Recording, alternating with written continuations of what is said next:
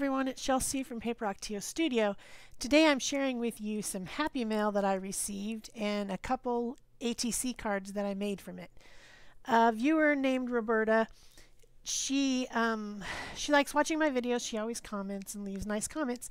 And she friended me on Facebook and we were messaging back and forth, and she asked for my address.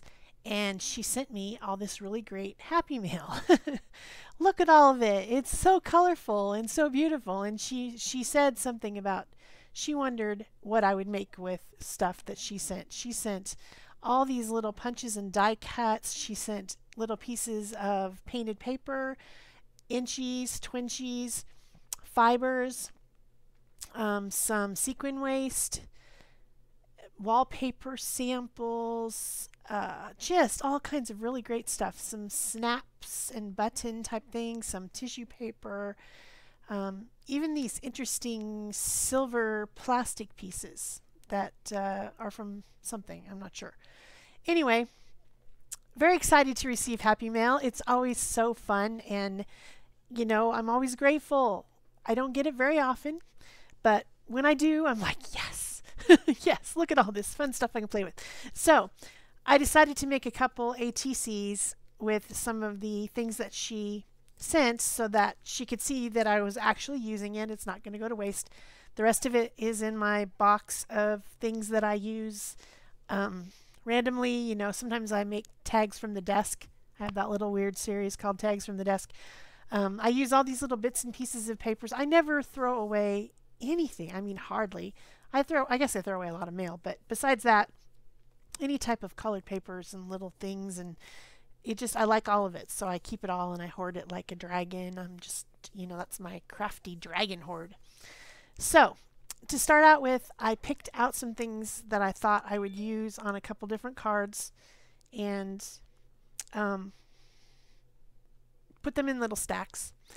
This first one, I liked this little ballerina die cut. There was a couple heart die cuts, and then there was these couple pieces of painted paper. One of them was already cut to ATC size, which is 2.5 by 3.5 inches if you're American. If I forget the centimeters, but if you really need to know, I'll just leave a comment and I'll tell you how many centimeters they are. Artist trading cards are for trading with each other. They're little pieces of art that you give to your friends or to other artists. And then I have a binder that I keep them in with the little pocket plastic protectors that you use for trading cards like baseball cards and things like that. So they're fun. And so I picked these two pieces of painted paper and I edged the back one with some archival ink, and then now I'm edging the front one with some Neocolor 2 water-soluble crayon. And as I'm doing this, as I'm activating it, I realize that whatever this is painted with is water-soluble. And it does smear a little bit. It's like little very precise dots of watercolor, I guess, is my guess. And I have added that larger heart to the background of the die cut so that it shows through the skirt, and then I added some tulle, which is like lace netting-y stuff that I have that's pink. I bunched it up and added it to the front of the skirt, so it has a lot of dimension. It's kind of hard to see on the video, but it does. And then I put a piece of ribbon around the top to make like a little waist of her skirt, just some satin narrow ribbon. Then once I have her glued on, I'm doing a shadowed edge by using my Stabilo All pencil and then blending it with a watercolor brush. What I should have done is I should have sealed the die cut with matte medium or something, Mod Podge, whatever you use, school glue, whatever, so that it was all sealed, because it's a bit absorbent on the edges and it's absorbing the black a little bit in some places where I've touched it with the wet brush. Didn't think about it, just, you know, I'm just sticking things together, so I didn't really think about it, but that would have been smart had I been thinking, so that I wouldn't get that seepage. But I do fix it. It's not that big a deal. Just caution, to those of you who want to use a die cut that's made out of probably scrapbooking paper, maybe. It's a lightweight paper. Yeah, it absorbs black on the edges. Then I added a couple of the little hearts that she sent that are green scrapbooking paper. And the way that I picked the things out that I wanted to use was kind of by colors. I wanted the colors to coordinate but have enough contrast that it would be interesting visually. So that's how I did it. So now I'm fixing those little black edges that kind of absorbed the black a little bit. I used a flesh color Posca pen that came in my set of 12 or 15 or whatever it is. And then I went over that with a little bit of that crayon that I scribbled onto my deli paper and picked up with a brush. And that fixed that problem. It's not black on the edges anymore. Perfectly fine. Then I went around the edges of the hearts and did the same thing with the Stabilo to make a shadow on the edges so that they appear to be more blended to the background. Today I'm just using Aleene's tacky glue to glue everything. I didn't feel like getting out matte medium and brush and everything. Now I'm using one of my new fine tip Poscas. It's a set of 8 colors that I got the other day when I sold a painting. So I bought those with some of the money because I wanted them, and then I found out that they're the same as my white and black that I already had. I thought they would be finer. Then I picked out a sticker from the chat stickers from Tim Holtz Ranger product to put on my little ATC. And I had to cut it apart because it was too big. And then I put a little bit of glue under it because I don't trust stickers. They always come off. So here's my philosophical question. Is what I'm doing art?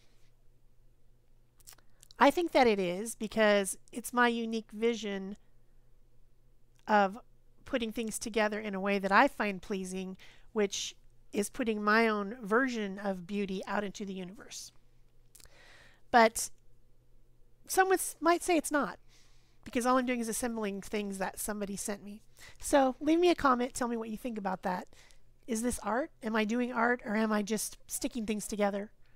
And this really has nothing to do with me. I'm interested to know what your opinions are. Because I'm a little bit hard on myself. When I'm making a video or making something that I'm putting out in there into the world saying that I'm an artist and I made this and this is my art, I do try to, excuse me, my voice. I usually draw or do something like that so that I'm using a skill that I've acquired to create or generate something that wasn't already there. So to me, I'm holding myself to that standard most of the time. Sometimes I'm just sticking things together, but sometimes I really feel like I should contribute to the process and not just cut things out and stick them together. But I certainly think that anytime that you are making a concentrated effort to make something beautiful that is it within your vision of how you think about the world, how you see something, how you see nature, how you see color, how you think colors go together, colors that you like, a pleasing structure of putting things together, then you are doing art. So just keep that in mind. Some people may not think that they're doing art. Scrapbooking is art. Photography is art. You know, sharing your unique vision of the world is art. Even if it's not beautiful, even if you're trying to portray something ugly like death or, something like that, still art. That's what I think. So I'm going to get off my soapbox now. So this next one, there was this piece of paper that has crackly paint background. It's purple, right away, purple. I like purple. And then there's this other one that looked like she had drawn just like some scribbles around in swirly swoops and then painted all the spaces in between. And I thought that was pretty cool. It reminds me of this mural that's at a restaurant that I like that has that same type of an effect. It's pretty cool. I stare at it a lot when I'm there. And then, of course, there was a lot of butterflies. and I like butterflies, and my mom loves butterflies, so I'll probably make something with some of the butterflies that she sent me from my mom. But purple metallic butterfly, I mean, is that not going to be the first thing that I pick? Come on, people. That's the first thing I pick. Love it. So, of course, I'm going to use that. It has metallic paint on it, and it's die cut. And so I put that on the foreground of my little ATC after putting the other pieces on.